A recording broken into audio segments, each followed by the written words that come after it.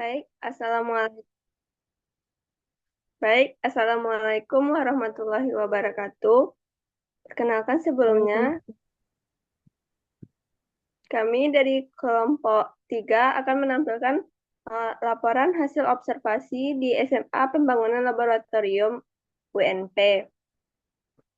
Yang terhormat Ibu Dr. Randa Emilianur, MPD. Selanjutnya, perkenalkan nama saya Cici Julifasari dengan NIM 2303354 dan rekan-rekan saya. Saya Latifa Zara Kalista dengan NIM 230333114. Saya Fani Indriani dengan NIM 2303311. Perkenalkan nama saya Faniatul Fajira dengan NIM 230333042.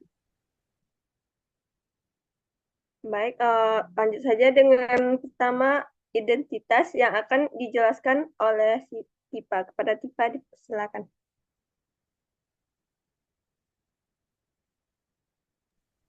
Terima kasih kepada moderator.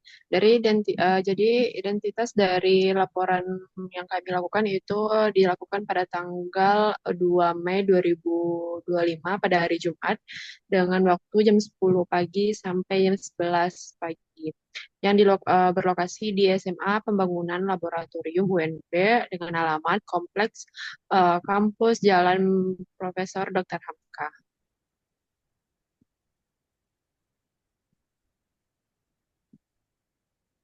Eh, Adapun latar belakang dari observasi yang kami lakukan itu, evaluasi pembelajaran merupakan komponen penting dalam proses pendidikan yang bertujuan untuk menilai efektivitas pembelajaran, mengukur pencapaian kompetensi siswa, serta sebagai dasar dalam pengambilan keputusan pendidikan.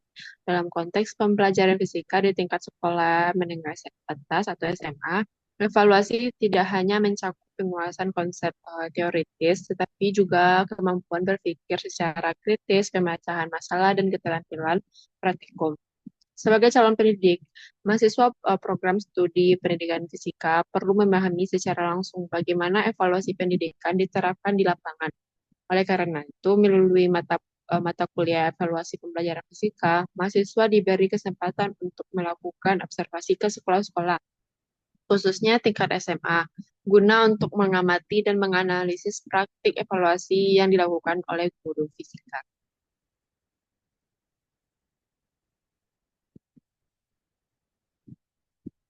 Ada juga tujuan dari observasi yang kami lakukan.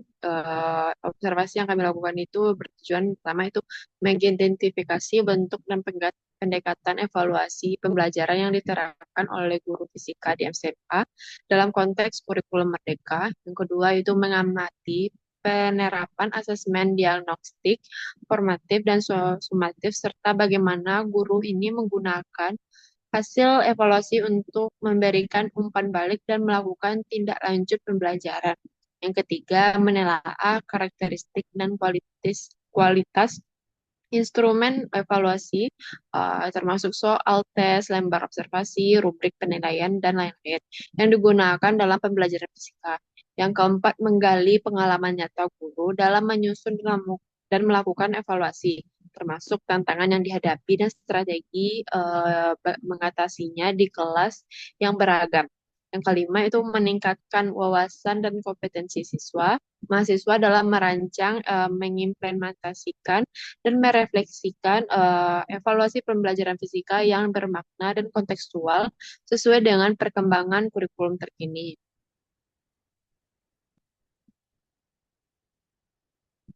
Hanya itu yang saya sampaikan. Saya kembalikan moderator.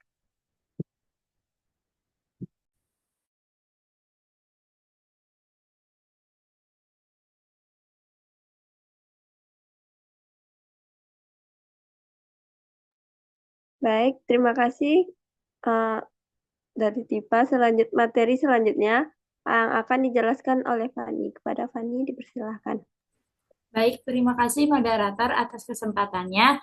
Eh, Kemudian saya akan melanjutkan pembahasan hasil observasi, yaitu mengenai manfaat observasi. Manfaat observasi ini dibagi menjadi dua. Yang pertama, bagi mahasiswa. Bagi mahasiswa ini menambah wawasan dan pengalaman terkait praktik asesmen di sekolah. Sebelum nantinya kita menjadi guru, kita harus tahu dulu wawasan kecilnya dari praktiknya. Kemudian yang kedua bagi guru. Nah, bagi guru itu dapat memberikan umpan balik untuk refleksi dan pengembangan pelaksanaan asesmen. Dengan ini guru bisa secara tidak langsung menanyakan langsung mengenai kurikulum Merdeka kepada mahasiswa juga dan begitu sebaliknya.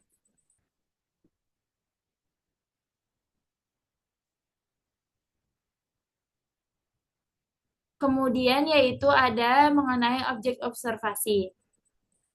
Objek observasi dalam kegiatan ini adalah aktivitas evaluasi pembelajaran fisika yang dilaksanakan oleh Ibu Andika Sari Putri MPD, selaku guru mata pembelajaran fisika di SMA Pembangunan Laboratorium UNP. Observasi ini difokuskan pada bagian guru merancang, melaksanakan, serta menindaklanjuti proses evaluasi sebagai bagian integral dari pembelajaran. Pengamatan yang dilakukan terhadap proses evaluasi yang terjadi di dalam kelas termasuk bagian guru menyusun instrumen penilaian, menyampaikan soal evaluasi kepada siswa, melakukan penilaian terhadap hasil belajar siswa, serta memberikan umpan baliknya.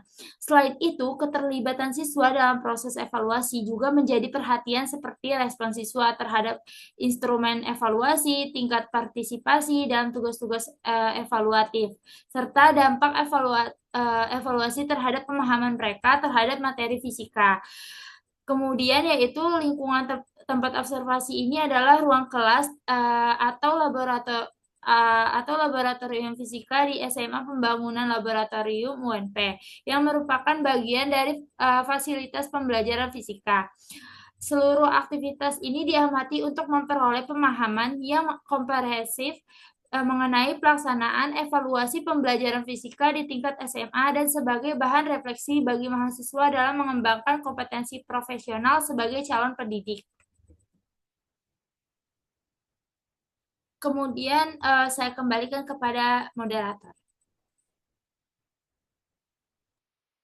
Baik, terima kasih kepada Fani. Untuk pembahasan selanjutnya yang akan dijelaskan oleh Faniatul. Kepada Faniatul, dipersilakan.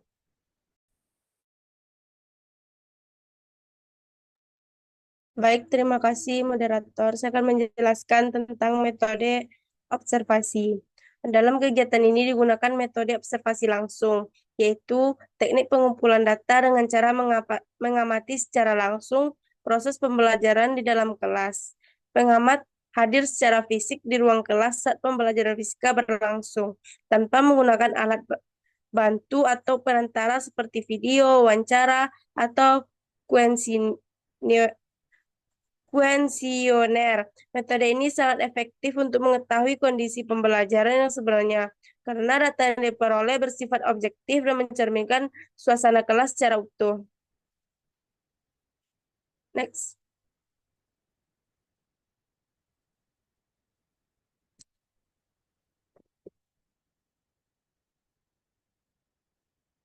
Selanjutnya, hasil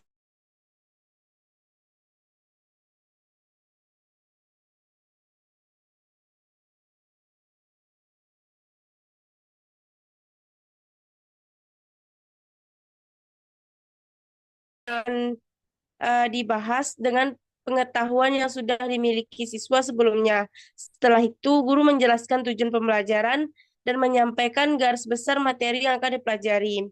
Guru menggunakan kombinasi metode pembelajaran berupa ceramah, tanya jawab, dan diskusi kelompok kecil. Penjelasan disampaikan dengan bantuan media PowerPoint yang ditayangkan melalui proyektor, serta sesekali menulis dan menggambar di papan tulis untuk memperjelas penjelasan. Baiklah, hanya itu yang dapat saya jelaskan. Saya kembalikan ke moderator. Baik, terima kasih kepada Faniatul untuk analisis dan pembahasan yang pertama dan kedua itu yang akan dijelaskan oleh Fani. Kepada Fani dipersilahkan. Baiklah, hasil analisis pembahasan pada pertanyaan satu itu, pertanyaannya deskripsikan kurikulum yang diterapkan di sekolah. Nah, kurikulum yang digunakan oleh guru di sekolah ini adalah kurikulum Merdeka atau standarnya nasional dengan pendekatan sains.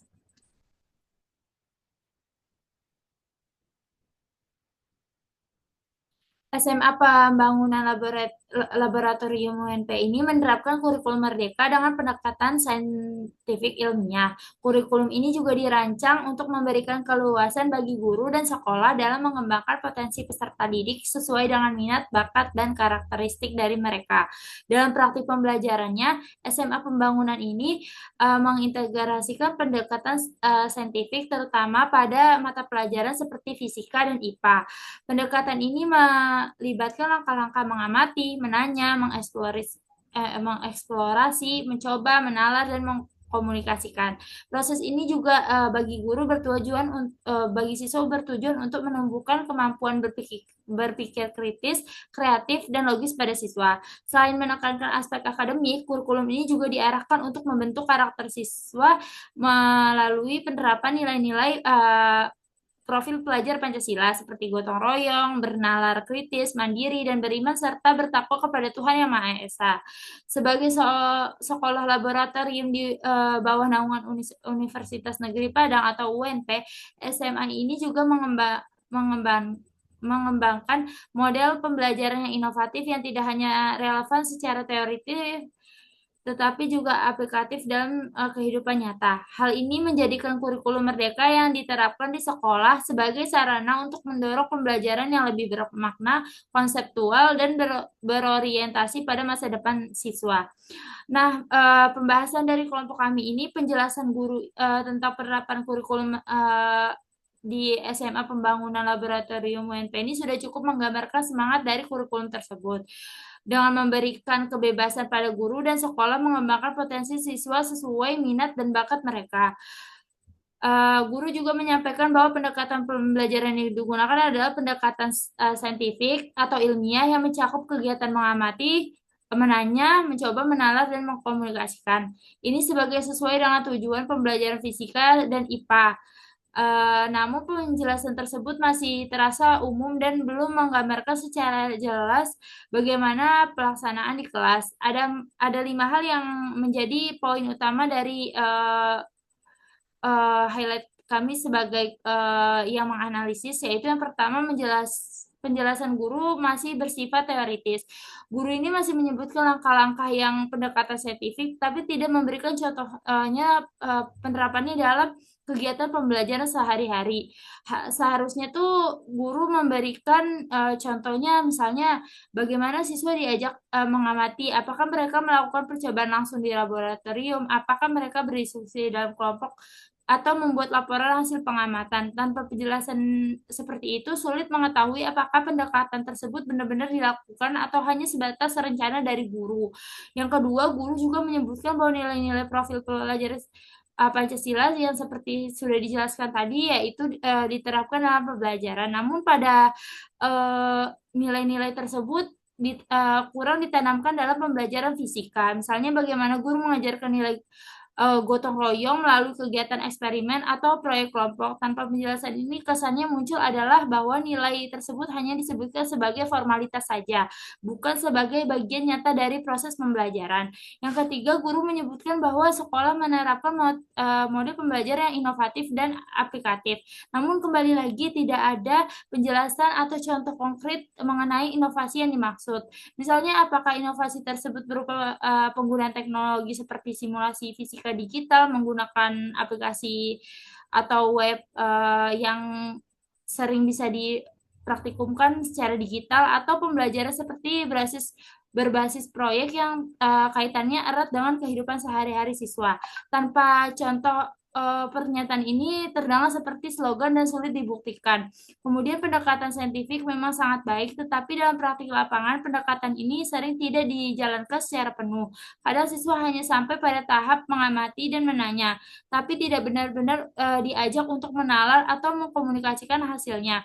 Guru perlu menjelaskan bagaimana memastikan semua langkah pendekatan ini benar-benar dilakukan. Yang kemudian yang terakhir, sebagai sekolah laboratorium di bawah naungan UNP, seharusnya ada penjelasan mengenai bagaimana kerjasama dengan pihak kampus yang dilakukan. Apakah siswa mendapat akses ke lab UNIF atau apakah guru bekerja sama dengan dosen atau mahasiswa yang meningkatkan kualitas pembelajaran?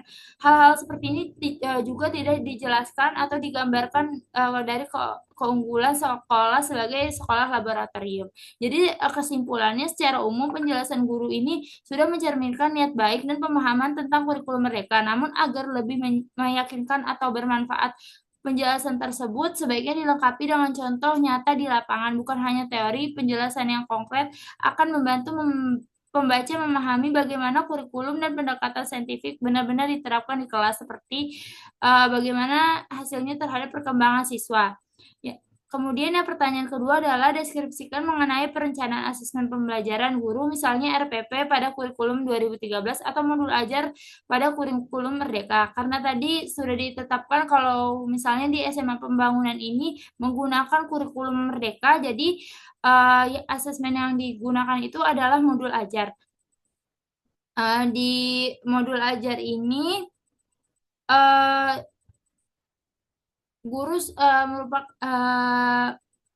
sudah merancang dari awal, yaitu pada saat menyusun modul ajar. Modul ajar ini tersebut mencakup komponen utama seperti tujuan pembelajaran dan lain sebagainya. Guru merancang asesmen diagnostik, mengetahui kemampuan awal siswa, serta asesmen formatif untuk memantau proses pembelajaran siswa dan memberikan umpan balik selama pembelajaran berlangsung.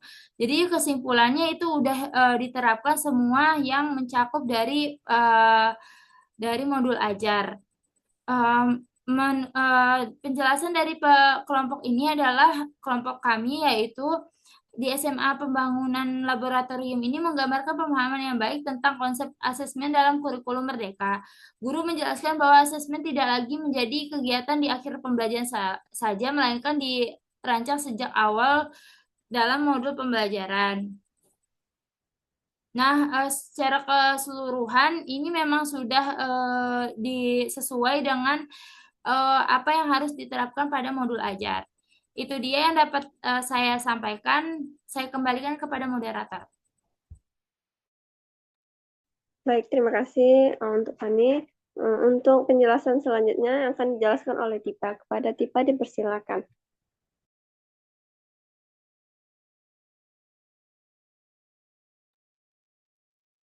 Yang ketiga itu pertanyaan itu deskripsikan asesmen di awal pembelajaran yang dilakukan untuk mengetahui kesiapan peserta didik untuk mempelajari materi ajar dan mencapai tujuan pembelajaran yang direncanakan. Jadi guru di asesmen di awal pembelajaran dilakukan setiap awal satu tujuan pembelajaran. Ya, dianalisis hal ini untuk bermanfaat dalam pengelompokan siswa dan pencapaian siswa di akhir pembelajaran. Jadi, guru tersebut menggambarkan pemahaman yang cukup baik mengenai pentingnya asesmen diagnostik dalam pembelajaran, meskipun kemungkinan guru melakukan beberapa setiap mengenai tujuan pembelajarannya. Itu yang pertama, memetakan kesiapan peserta didik, mengelompokkan siswa berdasarkan tingkat pemahaman awal. Yang ketiga itu menjadikan hasil asesmen sebagai data untuk mengukur pertumbuhan dan pencapaian siswa dalam belajar dari awal hingga akhir. Yang keempat, next Fanny, tolong.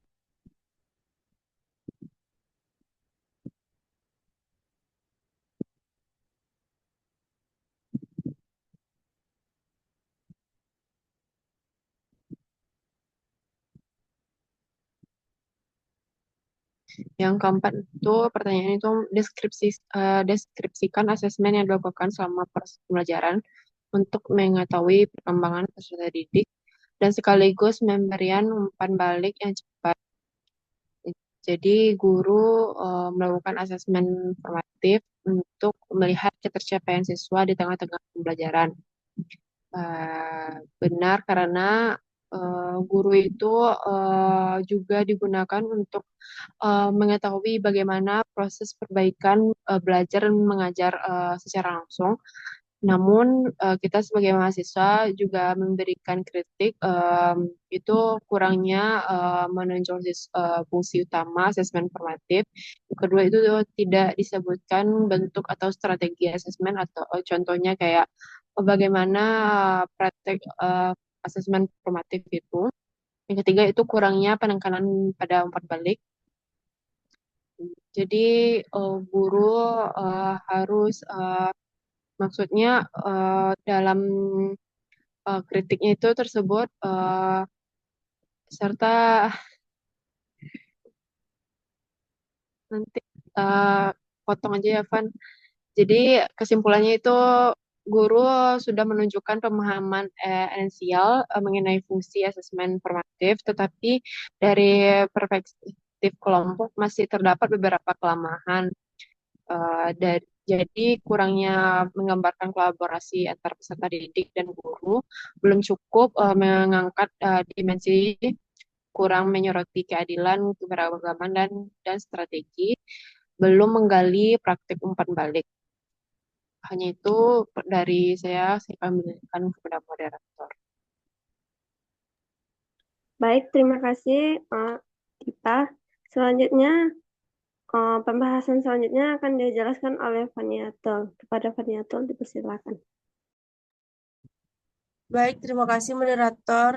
Saya akan menjelaskan tentang pertanyaan nomor 5, deskripsikan asesmen sumatif, yaitu asesmen yang dilakukan untuk memastikan ketercapaian keseluruhan 7 pembelajaran.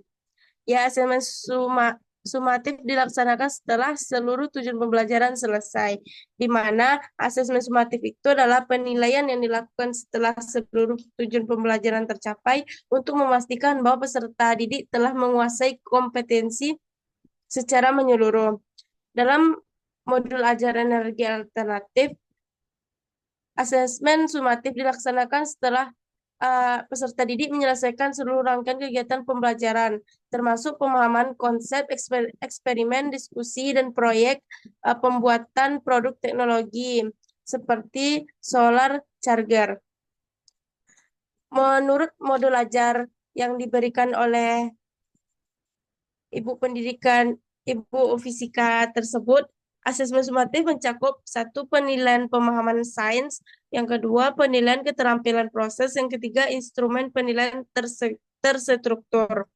Asesmen ini bertujuan mengevaluasi apakah peserta didik telah mencapai capaian pembelajaran berupa pemahaman konsep ilmiah secara mendalam, keterampilan dalam merancang dan mengevaluasi produk, ketiga, kemampuan berkomunikasi secara ilmiah dan persuasif. Yang keenam, deskripsikan bagaimana bentuk penilaian pembelajaran yang dilakukan oleh guru dalam aspek kognitif. Misalnya bentuk tes, non-tes, serta instrumen dan rubrik penilaiannya.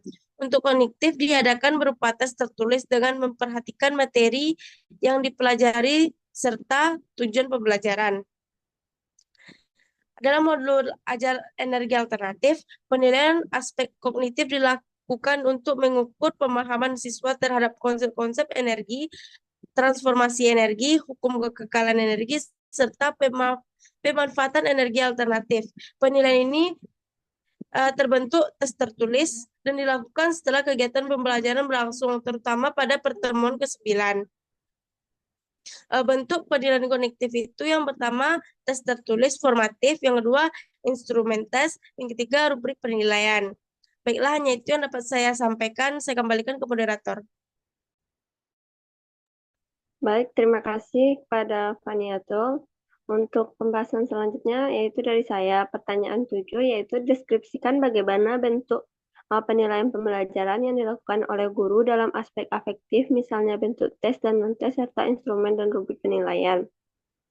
Jadi untuk aspek afektif penilaian berupa teori penilaian baik formatif penilaian diri sendiri teman sejawat dengan menerapkan skala. Jadi guru aspek afektif dilakukan melalui penilaian formatif yang mencakup penilaian diri sendiri dan penilaian antar teman dengan menggunakan skala penilaian tertentu. Bentuk penilaian ini termasuk dalam kategori penilaian non-tes yang sesuai dengan karakteristik evaluasi dan ranah afektif, yaitu mengukur sikap, minat, motivasi, dan kerjasama, tanggung jawab, dan nilai-nilai sosial siswa selama proses pembelajaran. Di sini kelompok menambah jelasan, yaitu guru kurang menjelaskan lebih rinci tentang skala instrumennya. Yang kedua itu kurang menyebutkannya mekanisme validasi data dari penilaian diri dan teman. Yang ketiga itu belum menyebutkan contoh indikator afektif yang terukur, yang telah terukur. Yang keempat itu belum menunjukkan keterkaitan langsung dengan afektif menurut taksonomi. Yang kelima itu tidak menyebutkan follow up atau tidak lanjut penilaian. Jadi dapat disimpulkan jawaban guru mencerminkan pemahaman konseptual yang baik, tetapi akan lebih kuat jika dilengkapi dengan contoh konkret, dijelaskan instrumen dan validasinya, menyertakan indikator sikap dan yang terukur, menunjukkan hubungan eksplisit dengan teori afektif, menyampaikan tindak lanjut dari hasil penilaian. Untuk pertanyaan 8, deskripsikan bagaimana bentuk penilaian pembelajaran yang dilakukan oleh guru dalam aspek psikomotor, misalnya bentuk tes dan non-tes, serta instrumen dan rubrik penilaian. Untuk psikomotor, penilaian dilakukan dengan menggunakan instrumen ketika praktikum atau ujian praktikum. Jadi, guru menyampaikan bahwa penilaian aspek psikomotor dilakukan melalui instrumen yang digunakan saat kegiatan praktikum. Hal ini menunjukkan bahwa guru telah menggunakan bentuk penilaian non-tes untuk menilai keterampilan siswa secara langsung melalui pengamatan terhadap aktivitas fisik yang dilakukan siswa dalam praktik. Penilaian ini umumnya mencakup kemampuan siswa dalam menggunakan alat, mengikuti prosedur, serta ketepatan dan keselamatan kerja selama praktikum. Jadi kelompok menjelaskan rincian kurangnya, yaitu yang pertama itu kurangnya penjelasan tentang bentuk instrumen penilaian. Yang keduanya rubrik penilaian yang tidak dijelaskan. Yang ketiganya belum mengkaitkan dengan taksonomi psikomotor, Simpson, Harrow, Dev. Yang keempat, tidak menyebutkan prosedur pelaksanaan penilaian. Yang kelima, tidak menyebutkan umpan balik dan tindak lanjut. Jadi dapat disimpulkan jawaban guru sudah benar secara umum bahwa penilaian psikomotor dilakukan saat praktikum menggunakan instrumen. Namun penjelasan tersebut kurang spesifik pada jenis instrumen dan rubrik, tidak terhubung dengan taksonomi psikomotor, tidak menyebutkan prosedur penilaian dan tidak lanjut. Baik, hanya itu yang dapat saya sampaikan. Saya untuk materi dan penjelasan selanjutnya yang akan dijelaskan oleh Fani. Kepada Fani, dipersilakan. Baik, terima kasih moderator atas kesempatannya. Ya, pertanyaan ke-9 yaitu deskripsikan bagaimana pendidik perlu menerapkan kriteria penilaian indikator atau indikator ketercapaian tujuan pembelajaran. Nah, ini diterapkan sesuai dengan tujuan pembelajaran dengan memperhatikan kata kerja operasional yaitu KKO. Jadi pernyataan guru tersebut sudah mengarah pada pemahaman dasar yang benar, yaitu bahwa penetapan kriteria atau indikator ketercapaian tujuan pembelajaran memang harus disesuaikan dengan tujuan itu sendiri berdasarkan KKO. Dalam taksonomi kognitif seperti Bloom atau Anderson Cartwell.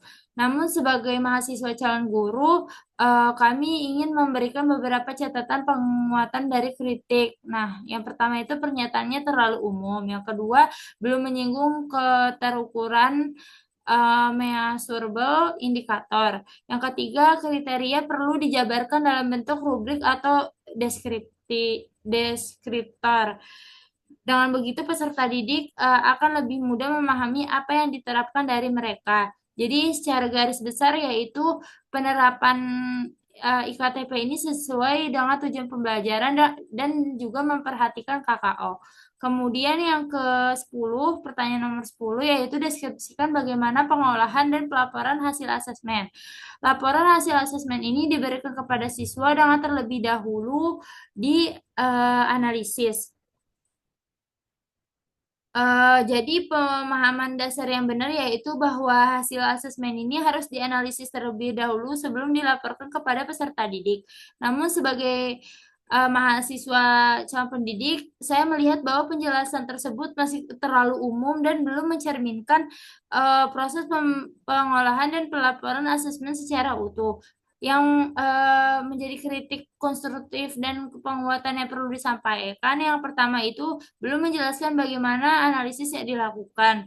Harusnya ada berupa contoh dari KKM atau kriteria ketercapaian atau nilai yang minimal gitu. Yang kedua, pengolahan hasil asesmen tidak hanya bersifat kuantitatif. Yang ketiga, pelaporan seharusnya bersifat informatif dan formatif. Yang keempat, belum menyebutkan media atau format pelaporannya. Jadi pernyataan guru tentang pengolahan dan pelaporan hasil asesmen ini sudah benar secara prinsip, namun masih perlu diperluas agar lebih aplikatif dan mencerminkan praktik asesmen modern. Sebagai calon guru ini penting bagi kita untuk tidak hanya mengolah data asesmen sebagai nilai, tetapi juga sebagai informasi untuk pengambilan keputusan pembelajaran dan komunikasi yang konstruktif terhadap siswa serta orang tua. Jadi itu dia penjelasan dari saya kembalikan kepada moderator. Baik, terima kasih pada Fani. Untuk selanjutnya yaitu kesimpulan yang akan dijelaskan oleh saya sendiri. Yang pertama itu bentuk dan pendekatan evaluasi yang diterapkan guru fisika sudah sejalan dengan kurikulum Merdeka dengan menekankan evaluasi yang fleksibel, kontekstual, dan berpusat pada siswa. Asesmen diagnostik, formatif, dan sumatif diterapkan secara berurutan dan fungsional. Hasil evaluasi digunakan guru untuk memberikan umpan balik dan merancang tindak lanjut pembelajaran. Yang ketiga itu instrumen evaluasi mencakup soal tes, lembar observasi, dan rubrik penilaian secara umum sesuai dengan tujuan pembelajaran, namun beberapa aspek seperti rubrik afektif dan psikomotor masih perlu ditingkatkan kualitasnya.